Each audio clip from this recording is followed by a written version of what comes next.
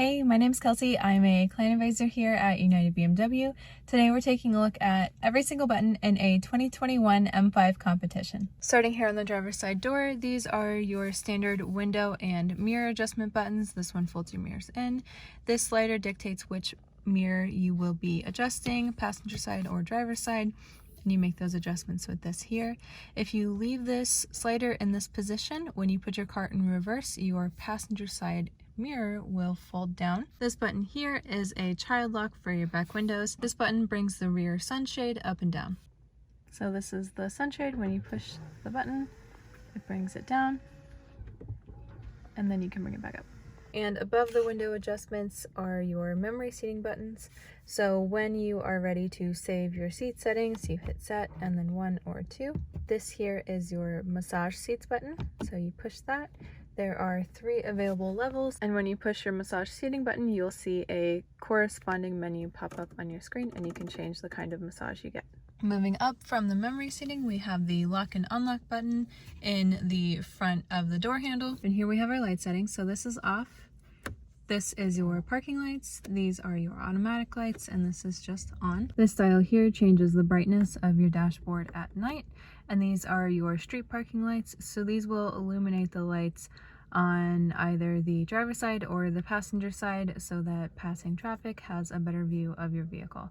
So when you use these, it will look like your headlight and your taillight are on, when really it's just the one. Bottom of your driver door, you do have a trunk open function, so you can push down to open it, and then down here is your hood opening. So you pull it twice to open, and then you don't have a lever underneath to release. Otherwise, on this side, you have a little cubby.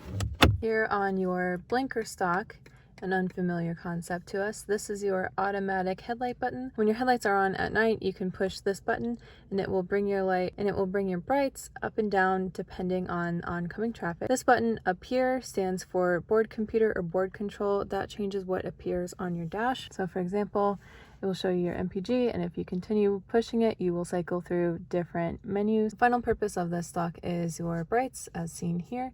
So you push it away from you to turn it on, or pull it rapidly towards you to flash your brights. Moving on to our beautiful steering wheel.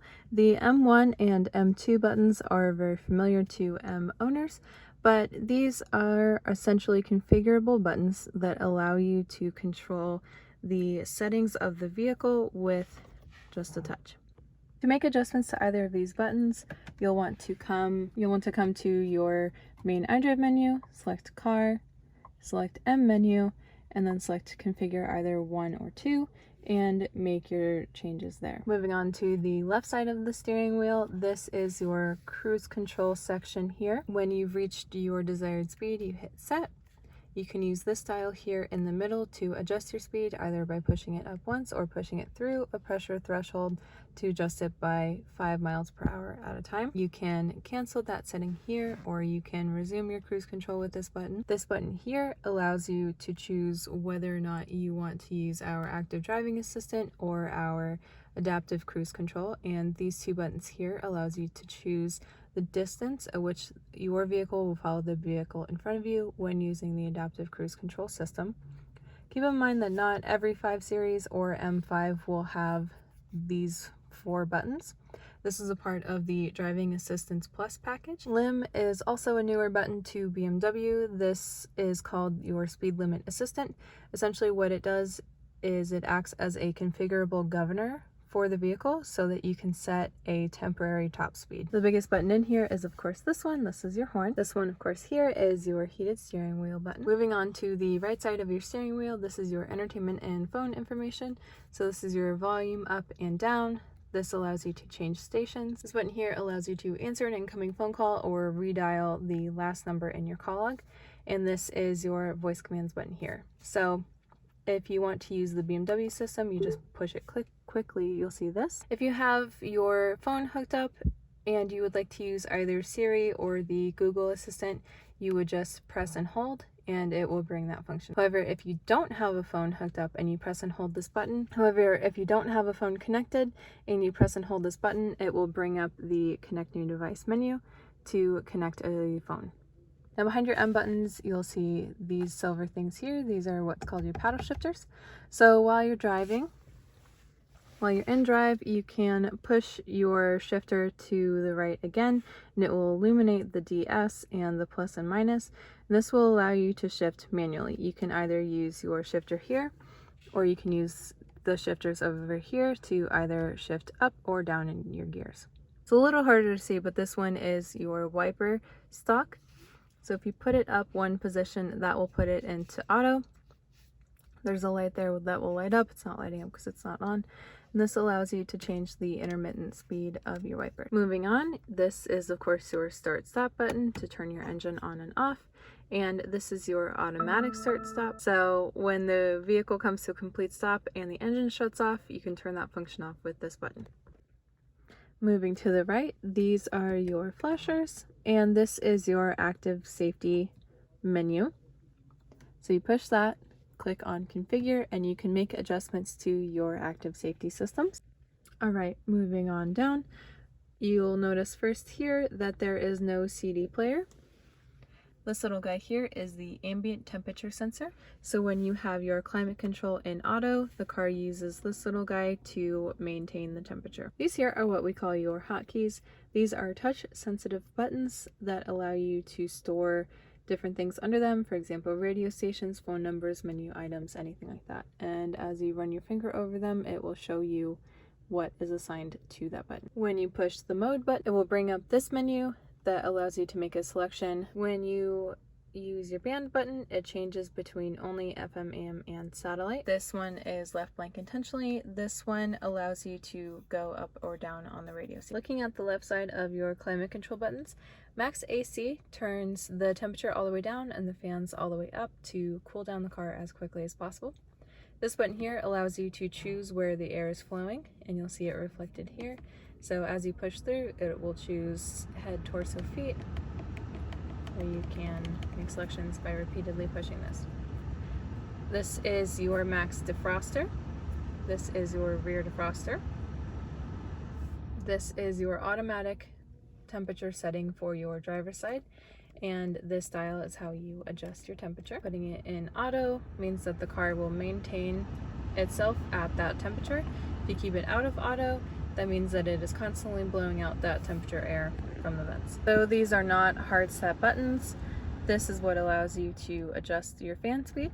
This one here allows you to use your heated seat, and this one here is your cooled seat. This one is your temperature control for your passenger side and your fan control. This button has the same function as the driver's side. It lets you control where the air is blowing. Sync makes the driver's side controls the master control for the entire vehicle, so it syncs everything to this one. This is your air recirculation. When it's off, the car is constantly pulling in fresh air. When it's on, it's only recirculating the air within the vehicle. And this button here turns your AC condenser on and off, so it's either blowing in hot air or it's cooling down the air before it gets in the cabin. Most modern BMWs will have a menu button with their climate control settings now, so if you push that, a menu button will bring up an additional menu on your iDrive screen that allows for additional selections. Hidden under this carbon fiber panel is your wireless charging tray. When a compatible device is placed within the wireless charging tray, this light here will illuminate in blue, and you'll also see a charging symbol right about here on your communication tab on your home screen. This is a USB charging port. This is a traditional cigarette lighter charging port. And then here in your center console, you have a USB-C charging port. Looking at the left side of our center console, we'll start up here with this. This is your traction control button. If you quickly push it, it will turn it to a reduced setting or a half off. If you press and hold it for about 5 seconds, it will turn your traction control off completely. This setup button here, when pushed, brings up this menu to allow for at-will changes not associated with your M1 or M2 buttons. This is also where you can activate iDrive. iDrive is only available with DSC turned off, which is your traction control button here. M mode is a newer feature When you push this button, it brings up this option here. To navigate between road and sport, you will continually push the M mode to make your selections, and you'll see it switch between the two. So road is the most comfortable. It's what's recommended on public roads. Sport is a more aggressive setting. It turns off your driver's assistance systems. If you press and hold the M mode button, it will allow you the option to activate track mode. When you activate track mode, it turns off your screen, it changes your dash, and it turns off your head-up display. I have another video going into more detail on what exactly track mode entails, but I will mention again here that this is not legal on public roads and it is not recommended for anything other than a closed course. This is your exhaust sound button, so you can slightly control how loud your exhaust is. This one here is your PDC button, is what we call it, or just your backup camera. So when you push it, this is what appears. This also comes on automatically when you put your car in reverse. Depending on what packages you have, you'll see your self-parking feature here, backup assistant, this is where you can adjust the camera, and if you have gesture control, this is where you'll see your 3D view. You can pinch and drag your way around the exterior of your vehicle. Your backup camera is also a fisheye lens, and you have another one on the front of your vehicle in between your kidney grills. And you can pull up that image at any time with this button here. This button here on the top of your shifter is what BMW calls the Drive Logic system. Essentially what this does is it allows you to control how aggressively the vehicle shifts. So the farther up you put it, the more aggressively it will shift. Moving on to the bottom of your shifter, this P button here is how you put your car in park.